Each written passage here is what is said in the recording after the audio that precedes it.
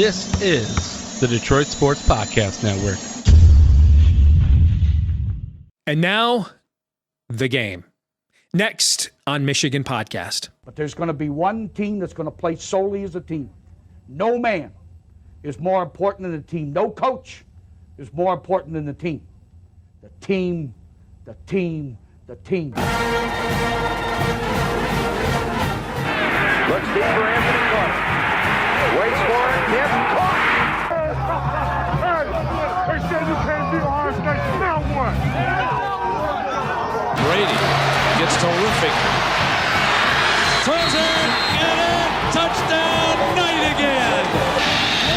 Schultz just before Brazil got him. And a leaping interception by Woodson. Harbaugh back to throw over the middle. Caught by Collier at the 5 on his feet. Touchdown, Michigan. On its way. It's good. He's 5'7", 179 pounds, a junior at Michigan. But Jamie Morris packs a wallop, and he delivers for Bo Schembechler. And here's your first play. Pressure coming. Sack. It is Glenn Steele, number 81, who fought his way through the traffic. Option. And Robinson calls his own number, and he's going to score. Oh, an easy touchdown for Robinson and Michigan.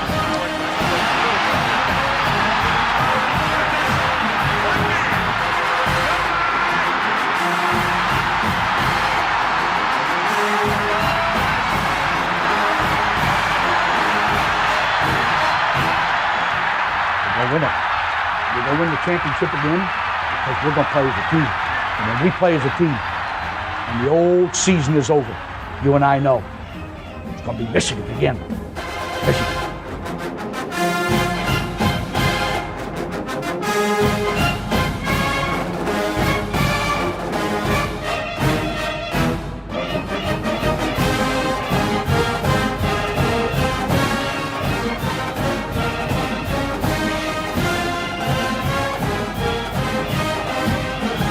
Go Blue, I'm Steve Deace. Welcome to this week's episode of Michigan Podcast. And as the book here says, right on my studio desk, it is now time for the one-game season. It is time for the game.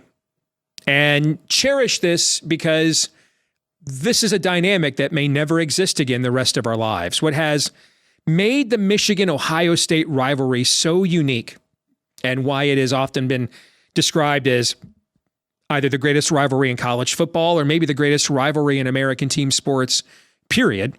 In fact, there was an ESPN poll at the turn of the century that it was voted the number one rivalry in American sports for the 20th century. There's a unique dynamic here. Well, there's two, really. Number one, these are two states that once threatened to declare war on each other. Right? That doesn't happen every day. Okay. And so that's how Toledo ended up part of Ohio and the UP ended up part of Michigan. That was the settlement that the federal government negotiated between the two, right? So it doesn't happen every day that individual states are about to go to war. So that's kind of the genesis of all of this. But the other factor here is the simultaneous greatness of both of these teams and the winner-take-all aspect of the rivalry. Now, last year, this veil was torn a little bit when there were some shakeups at the end and really nobody stood out for the fourth slot. And so Ohio State was still managed to slip into the college football playoff. And then, they acquitted themselves quite well. That was a national championship level performance the Buckeyes put on against Georgia, no question about it. And as the clock struck midnight there on New Year's Eve, they were a field goal away from winning that semifinal. But at the end of that game in Columbus last November, almost nobody thought that was going to be the case. In fact, Ryan Day was talking about how dark the football offices were that whole next week. No one was in town. No one was hanging around. Everybody basically thought the season was over and guys are getting ready for the draft. Okay. So moving forward, though, no divisions, 12-team college football playoff. There are going to be seasons where Michigan and Ohio State are going to play twice. We may even live, I don't know how easy this will be, given how deep the Big Ten will be, but there will be years. It won't be every year, certainly. The other programs in this league are too good, particularly at the top. But there are going to be years we're going to see Michigan and Ohio State twice. There might even be a year that we see it thrice. You look at Duke, North Carolina, and college basketball is the closest to Michigan, Ohio State that sport has. But they haven't really been in a position a lot to ruin the other seasons. In fact, as great as both of those programs are, they've only met in the Final Four one time, and that was Coach K's last year, and North Carolina sent him off into retirement. This has been a regular occurrence in this game. The available opportunity to ruin the season, to effectively cancel the season of your opponent, to play an entire year of football, an entire schedule, months of grueling physical contests, and put in the work and get all the W's you need, and then at the very end have the team you hate the most just ruin it for you and make you feel as if everything you did the last 3 months is irrelevant and didn't happen. It didn't matter because you failed at the end. That dynamic doesn't exist in any other rivalry. It just doesn't. For a while, it existed. Maybe the closest was the Yankees and Red Sox in the same division. Only one team each division makes a playoff, so they could ruin each other. But now we have wild cards in baseball. Multiple teams make it. We've had plenty of years where the Yankees and Red Sox have both made it. We've had years where they've even played in the ALCS together, right? So you can now be simultaneously great. They can each now simultaneously attain all their goals but one. That's not been the case in this rivalry. Winning your division, winning the Big Ten, winning the national championship, usually without beating the other team. The closest we've seen a couple of years ago when Maryland should have beaten Ohio State on a 2-point conversion and Michigan would have clinched the Big Ten championship even before going to Columbus. And then the next week, Michigan, got humiliated and Urban Meyer put up a 60-burger on Michigan in his last game of the game. That's what makes this so unique, is that more times than not, it just seems, it's not perennially, but it seems as if every single year there is an opportunity for one of these teams to ruin the other team's season. Just ruin it. And that's going to go away after this year. We're going to go to the 12-team playoff. Most years, both of these teams are going to make it. Pretty much every year, at least one of them will. And that's going to change the stakes of this a little bit. Now, I think what's developing off the field with Connor Stallions, I should say, and now people are looking into Ohio State and did they take Penn State's practice footage allegedly, and did they steal signs too? And I know national media outlets are looking at that. That's the one thing that about this rivalry. If the existential stakes are not going to be there moving forward, where just almost every time they play, one of them can ruin the other one's season in some way, shape, or form. This now might get more emotionally heated than it has been. For the most part, this has been a rivalry of mutual respect. Hasn't descended into the levels of zealous insanity of an Alabama-Auburn Iron Bowl, for example. But for a long time, Michigan fan just was never going to reach the level of vitriol for Ohio State that Ohio State has for them. Everybody's got their weaknesses. For Ohio State fan, it's insanity. For the Michigan fan, it's sanctimony, okay? But the firm belief, and whether this is true or not, we'll find out. This is all being investigated as we speak and will all be confirmed probably at some point this offseason. And we'll find out whether these rumors or not are true. But it's becoming almost urban legend now in Michigan circles that Michigan's current issues with the Big Ten and the NCAA lie squarely at the feet of Ohio State. And it may not have the existential stakes.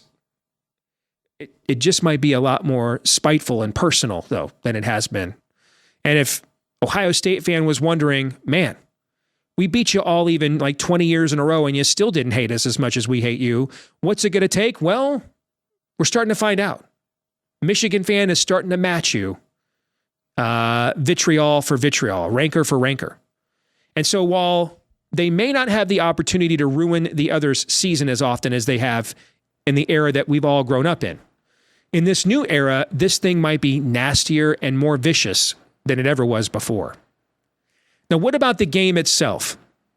We'll break it down more with Mark Rogers here in a moment so that you can have both a Buckeye and Wolverine perspective simultaneously. I think there are several matchups in this game that favor Michigan. The one thing, just from a mental block perspective, I can't get over, I can't see Ryan Day losing to a team that doesn't have a coach. Well, he's there all week except game days. Well, if it wasn't important to have the coach on game day, then why do coaches show up? It's not easy there's a reason why teams have 3 different people do head coach, offensive coordinator, and offensive line coach. In fact, let me show you this just as one example. All right. Michigan, in the 3 games that Sharon Moore has handled all 3 of those jobs, head coach, OC, OL coach. Michigan suffered easily its 3 most anemic offensive yardage outputs of the year. Its highest total yards in those 3 games, 312 against Bowling Green. That's not good. J.J. McCarthy in those 3 games has a 55.4 QBR. He has a 91.9 QBR the rest of the season. So I don't know. I don't know how to numerically, metrically quantify not having a coach for a game of this magnitude. I don't know. I heard a respected handicapper this week say that Jordan Travis was worth about a touchdown in the line to him for Florida State. That's how much of a downgrade he gave them without him and with a backup quarterback now. And for Michigan, he thought it was probably a point and a half without Harbaugh. Okay. I know it's not 0. Those numbers I just showed you prove to you it's not 0. So you can't say it doesn't matter at all. And you can kind of see it in the line. I mean, Michigan's power rating with home field advantage is around 6. It would be -6 in this game. At the time we're recording this, it's Michigan -3.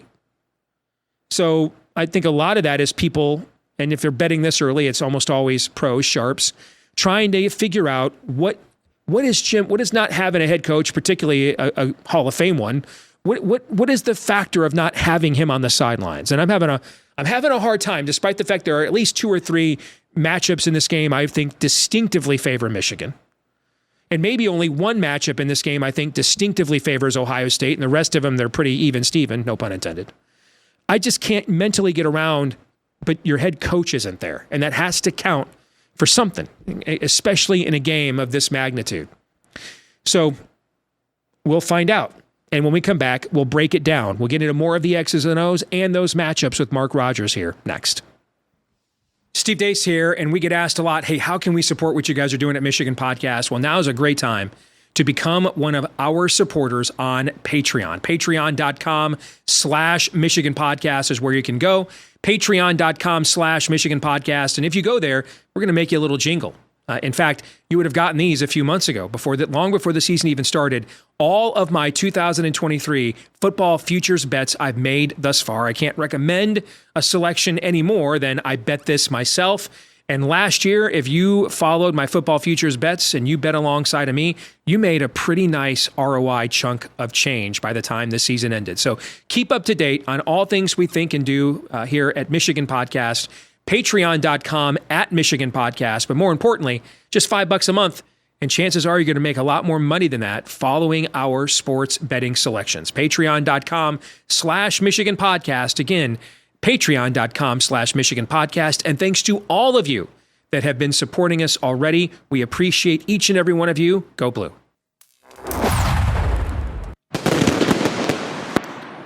Well, let's get another point of view from our good friend Mark Rogers, who all weeks but this one is a relatively reasonable bucknut. Nevertheless, we'll let him on the show again this week, as we would any other week, knowing full well we'll regret it after the fact. But you can still watch his outstanding channel here on YouTube, The Voice of College Football, despite the sheer homerism you are about to be subjected to. Mark, good to see you, brother. How are you? This is the week to do it, so I will go full throttle at it. I'm peering at that shirt, which seems to have been a horrible fashion decision on your part. Oh, you mean this shirt? Yes, yeah, that shirt. Yeah, all right, cool. Let's begin. What do you think is the matchup that will decide this game on Saturday?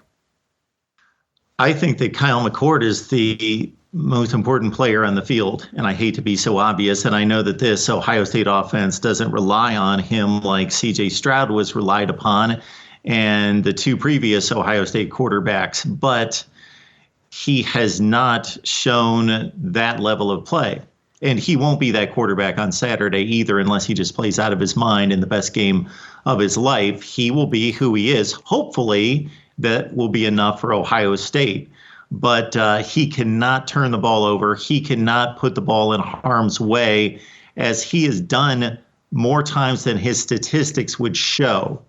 And if he does that against a Michigan defense and a guy like a Mike Sanderstill, who all you have to do is throw in the game tape from last week against Maryland, is a ball hawk, and there are others, Will Johnson, that aren't just guys that are going to knock a ball down or deflect it, but they will take it in for their own and turn the ball over for the Michigan side. So Kyle McCord, of course, is the most important player on the field. So that's the starting point for Ohio State, even if he only throws it 25 times and not the customary 40 or 45 out of a C.J. Stroud or Justin Fields. It's going to be 25 high leverage plays that they're going to need out of him.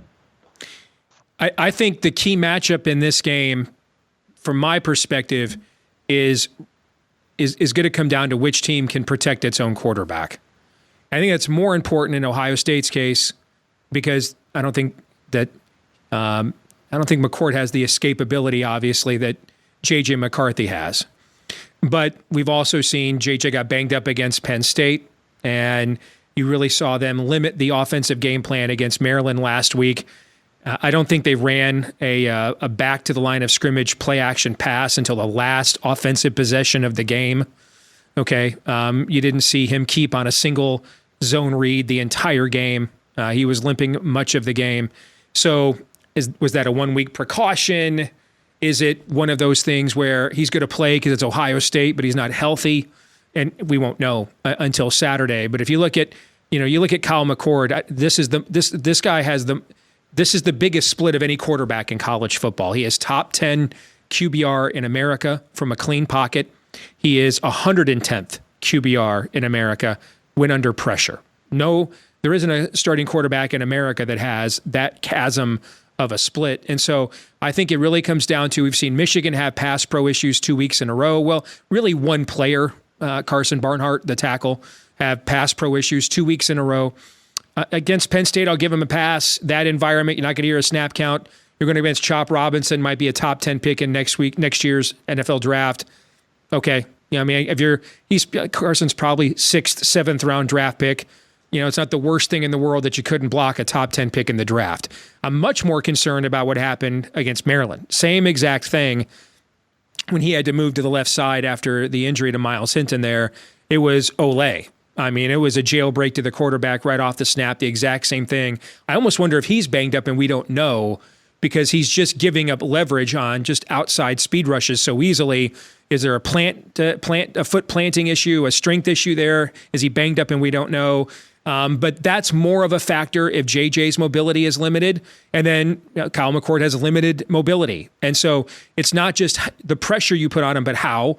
You certainly don't want to give him the kind of looks that he can just arm punt it out to Marvin Harrison or Emeka Ibuka and say, here's 50-50 balls, go get it. We don't want to play that, So you want to mix up looks. You want to make him have to read a defense under pressure. But I think that's the matchup that will decide the game is which team is able to better protect their quarterback. Well, on the Michigan side, I got to think that there is something wrong with Barnhart, because here's an experienced player that has not shown that level of ineptitude previously. So Ladarius Henderson's out. Miles Hinton, I don't know what his status is, but he left the game last week. So there are obvious concerns there. And J.J. McCarthy, yes, escapability is not even close between the two quarterbacks. Now, the one thing I will say about Kyle McCord that could be baked into those statistics is that he was receiving more pressure early in the season when he was a less effective quarterback. So the two kind of go hand in hand to a certain extent. The offensive line issues have been cleaned up to a large degree. Now, they'll be put to the ultimate test this week, even more so than Penn State in certain respects, because they're probably going to have to score more points this week than they did against Penn State. But also that I think the offensive line is improved with his increased level of play. I think those have gone hand in hand. What is your biggest concern as an Ohio State fan? Well, I touched on McCord, so I'm not going to go there again, but it starts with him. It also starts with a running game that has been largely effective, and Travion Henderson is certainly one reason I'm as confident as I am today, more so than I was 6 weeks ago, is because he is all of the number one back in the nation that he was coming out of high school. I'm not saying he's the best back in the nation, but he's just a different guy. Since he's come back from this injury, he's just a more determined runner. He's lowering his shoulder. He's a physical back that he wasn't before. Okay, concerns. Yes, offensive line, not so much that I have concerns about Ohio State and their lack of effectiveness recently, because they've been a good offensive line and they've taken care of a lot of the communication mistakes and the physical mistakes. And I think they better know what their limitations are as an offensive lineman, that some of the line play isn't as athletic as it used to be, so they're calling different plays. So I think they know who they are and what they've got, but just Michigan outplaying them up front. They had an NFL-loaded offensive line 2 years ago, but Aiden Hutchinson still abused them on the left side of the offensive line. So that would be one concern, is that they just get beat up front like they have the last 2 years along the offensive line. The other would be that they don't have a changeup in the passing game despite a loaded wide receiver room to Marvin Harrison. Because if Michigan can do something, whether they really want to go to the degree of bracketing Marvin Harrison, that Emeka Egbuka has not been the player that he was last year, mostly due to injury. And if Kyle McCord's not given the type of time that they need to be effective downfield running routes, that limits the explosiveness of wide receivers. And even if you've got great wide receivers, if you're keeping them to 5 to 7 yard routes, that severely impedes their ability to be explosive and helps the secondary out. And as I mentioned, a really good Michigan secondary with two players that I think are elite level in Sanders, Still, and Johnson. I actually think our defensive line is better than it was a year ago. I mean, in fact, I think it's considerably better. Because I think the interior of that line, we've always been very deep and athletic at edge since Jim took over. We've put a bunch of edge guys in the NFL, but that interior trio of Kenneth Grant, Chris Jenkins, and Mason Graham is one of the best interior trio defensive tackles at Michigan I've ever seen, and I've been a fan since 1983. So I'll tell you what my biggest concern is on the Michigan side of things. Well, and there's another X factor, too, here we should address. I mean, Blake Corum's never been healthy for a Michigan-Ohio State game. He is now. Donovan Edwards wasn't healthy last year. Remember, he had the fibula injury that we didn't find out about until after the year, and then he had the hand injury that had him carry the ball. Healthy. Go ahead, say that again. He was healthy enough. He was healthy enough, yeah. I actually went back and watched last year's game last night, and I just forgot how awkward he looked, man, doing everything in that left hand, how awkward that looked. But it was effective, obviously. So both of these guys are healthy. Michigan has used them sparingly throughout the course of the season by their standards. Last week was absolutely the highest usage Corum's gotten all year with 28 carries. I mean, most games he's even gotten to 20 this year. They've sparingly used him. Edwards has played his two best games in terms of instinctive running back to back. So we're going to see, against what I think is an improved Ohio State defense, we're gonna see these two things kind of butt heads, where these two guys are going to be healthy together, but also going to go up against a more formidable Ohio State defensive front. You've reminded me of another concern that I have, and I love this Ohio State defense. I love this defense. I want to say that it's the best defense in the country, but I might be bleeding a little scarlet and gray, but I think it's awfully close. I think we're seeing two of the top four defenses in the country play on Saturday, but for as comfortable as I am with Ohio State's secondary at the cornerback position matching up against wide receivers, depending on what the matchups are, whether that's safety or linebacker on Colston Loveland and A.J. Barner, that could be problematic in trying to keep up with those guys. Ohio State's linebackers have been really good against the run, Tommy Eichenberg in particular, not so much against the pass. And Colston Loveland, ever since I saw him break onto the scene, I've just thought he was a great player and an emerging player, just a difficult matchup for just about anyone. So that could be problematic. I'll tell you, my biggest concern is from a Michigan perspective, and I pointed this out with a graphic in the opening portion of the show. There must be a reason that teams hire 3 different guys to do these jobs. Okay, head coach, offensive coordinator, and offensive line coach. There must be a reason why those jobs are so tough, so difficult. It requires more than one person to perform them simultaneously. And I don't know. I don't know how you can quantify it. I had a respected handicapper that I follow. I listened to him this week. He said that he thought Jordan Travis was worth a full touchdown in the line for Florida State. He thought at most Jim Harbaugh was worth 1.5 points. Okay, so you have a situation where that we're kind of to the, is it the Jimmies and the Joes or the X's and the O's? All right, but. And maybe you could say Michigan's almost used to this now. Okay, it's been half the season. They've gone with this kind of an arrangement. It's not kind of a sudden change for them. But what I see, and I've not seen a bunch of clunkiness like, extra penalties or anything. We had some extra timeouts we had to use to snap the ball against Penn State, but that's pretty common in that environment, no matter who you are or what year you are. It's arguably the toughest environment to play in our league. But the one thing that has been a constant is J.J. McCarthy's QBR in these 3 games that Sharon Moore has performed all 3 of these tasks is 55.2, I believe. And the rest of the season, his QBR is 91.9. And no, it's not the Penn State game where he only threw the ball 7 times. He actually had a QBR over 90 in that game. Actually, there it is, 55.4 to 91.9. It's Bowling Green last week against Maryland. Now, he started out great against Maryland, threw a pick before the half, and then kind of never responded. But that's another concern I have, where the only 2 games this year where he threw a pick, this wasn't Jared Goff coming back like for my Lions last Sunday, throwing 3 picks and then leading one of the best comebacks in the history of the franchise. When he threw 3 interceptions against Bowling Green, he was down and kind of stayed down. When he threw that pick at the end of the half against Maryland, he was down and kind of stayed down. So I don't. There's got to be some quantifiable effect having a coach whose playing style was very similar to yours, wore that uniform, played the same position at the same university, knows exactly what you're facing, knows exactly what you're thinking, has coached at the highest level of football at the exact same time.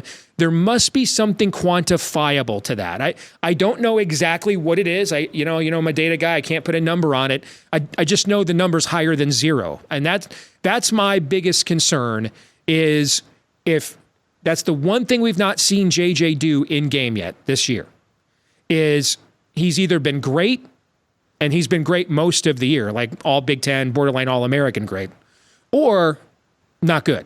Like, there hasn't been, he was okay. Like we saw a lot of that last year.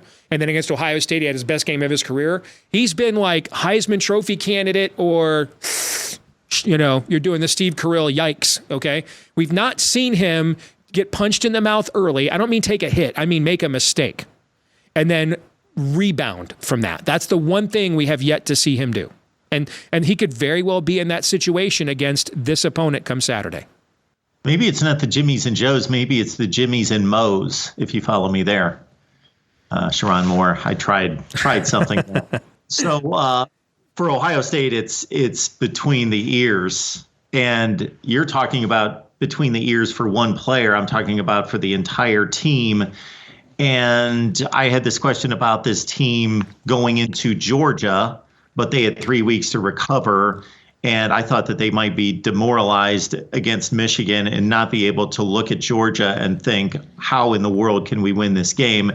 And they delivered. Now, did they deliver the win? Of course not. But they delivered a performance that was respectable and as good as anybody in the country last year. So they delivered there. But there is something there. There's so much psychological warfare going on right now.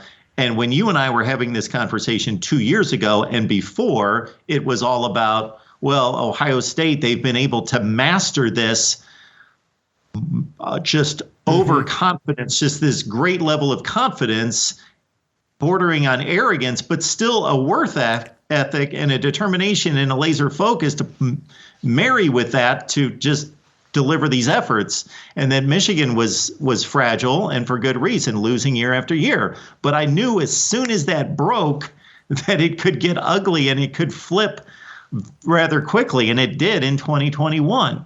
So I don't know how Ohio State gets that back, or if it's just a matter of these are athletes and they're 20 years old and they're resilient and they can go out there, and once they start running and hitting, that leaves them to a certain extent.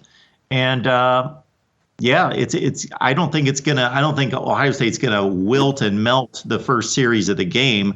But at what point do they get punched in the mouth, and how do they respond? They did not respond either of the last two seasons.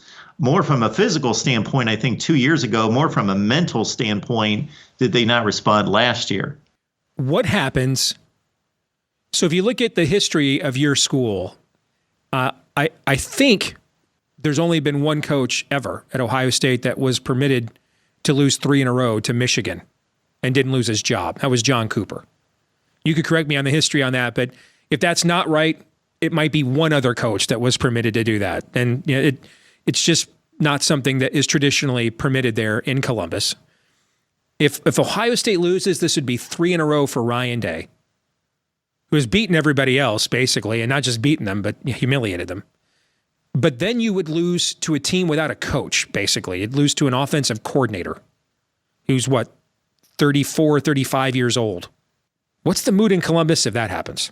Well, the mood is different than what's going to happen to Ryan Day. Yeah, the mood among the fan base is going to be about 10 or 15% logical and about 90% lunacy, wanting him ousted immediately. Now, if he racks up 11-win seasons and this goes on for 5 years or even 4, I'm in a different place. But this is a really good Michigan team that they're facing. They're facing legitimately a top 2 or 3 team in the country, and they're facing them on the road, and they know that they don't have an elite quarterback. So if they go out there, and I'm not into moral victories by any stretch of the imagination, I expect this team to go up there and win the game. But if they lose this game and they show that he had a game plan, he had them prepared, and they just physically lost a really good game, 24-21, that's different than what we've seen the last 2 years, first of all. Secondly, the rest of the schedule can't be completely discounted. I know that this is unlike any other example we have in sports that I can think of. It's almost like Ali and Frazier back, 50 years ago, fighting in the 70s, where that's it. You're determined based on just beating that guy, that team. But this program hasn't lost to anybody in the Big Ten since October of 2018, besides these 2 games to Michigan. You can't fire him. Could you do a situation where you're like, Bears are looking for a new coach and your QB1's there? Go take that puppy over and have a nice life and go try to win a Super Bowl? Or the problem, Steve, is not just the firing, it's the hiring. And you're replacing an AD and everything else there. Yeah, I hear you. It would be, I mean, that's part of the thing for me. I can't imagine Ryan Day losing to a team with no coach. Like I have a hard time envisioning that. I think there are several matchups in this game that favor Michigan. I think the defensive line versus your offensive line does. I think we'll be able to run the ball. I don't know that it'll be, what Hassan Haskins did 2 years ago, or we're going to be, watching Donovan Edwards, run to, Akron. Okay. But I think we're going to run the ball fairly effectively. I just have a hard time believing, though, that Ryan Day is going to lose to a team that doesn't have a coach. I'm having a hard time getting around that. I keep coming back to that. How is Ryan Day and this team going to lose to a team that doesn't have a coach? Jim Harbaugh's coaching the team up until game time, basically, up until the trip to the stadium. He is the head coach, and the coordinators are the most important guys on the field during the game. Okay. From a execution standpoint. I mean, I'm married to my wife all the time too, but if I'm not there when she's ovulating, no babies are getting made. You know what I'm saying? I mean, there is something to be said for being there on game day, brother. You know what I mean? Something to be said for it. right? Otherwise, all the coaches would just take the day off. Okay. How do I counter that? All right, give me a prediction. What do you think happens? Ohio State wins 24-21. What would it take for you to predict Michigan to win this game? Like in any year, ever? Exactly. All right. The last 2 years, I thought about picking Michigan, and I just couldn't do it. It was my brain. I thought about it. God bless you. Have a great Thanksgiving, Mark. Appreciate you, man. Thank you. Same to you, Steve. I thought about it once, and then I knew better. Thank you, man. Have a good holiday, seriously. We'll see you next week. Thank you, Steve. You bet. This week's Twitter poll results, we asked you who wins the game. 57% of you said Michigan, 43% of you said Ohio State. Which brings us to our feedback of the week from Nate. Sharon Moore is just not getting it done as head coach. The 3 games he's coached Michigan had 315 yards or less. The other 8 games, 400 yards or more. And JJ with him at the helm looks lost, so I'm sadly taking Ohio State 27-20. I think based on the data that I presented here, which quantifies what you are instinctively seeing, Nate, I can't blame that. I can't blame you for that at all. Not to mention, last year I took Ohio State to win this game, and we won, and it worked out perfect for me. So, and I've already made my emotional hedge bet. I know that makes some of my Michigan fans mad. I don't really care, but it helps me not to have the rest of my day ruined and then ruin the rest of my day of everybody around me, you know? So if we're going to lose, I already put a $100 on Ohio State money line, so I'll collect about $250. You know, it's a nice little windfall. Little spoonful of sugar to help that scarlet and gray medicine go down. But if Jimmy were here, I'd absolutely pick Michigan to win the game because I do think there are at least 2, if not 3 matchups that heavily favor Michigan in the game. But without the head coach here, I really don't know what to think. I don't. So we'll find out Saturday. We would love to find out whether you liked us, rated us, subscribed to us, gave us a 5-star review. Please do all those things. Share, follow. Help us to find more people here on YouTube and on iTunes as well. If you're listening there, thank you. And thanks to all of you that do those things for us to help us find more Michigan fans just like you. Don't forget to follow us on Twitter, including Game Day, at Michigan Podcast on Twitter, at Michigan Podcast there. Until then, hope you all have a great Thanksgiving.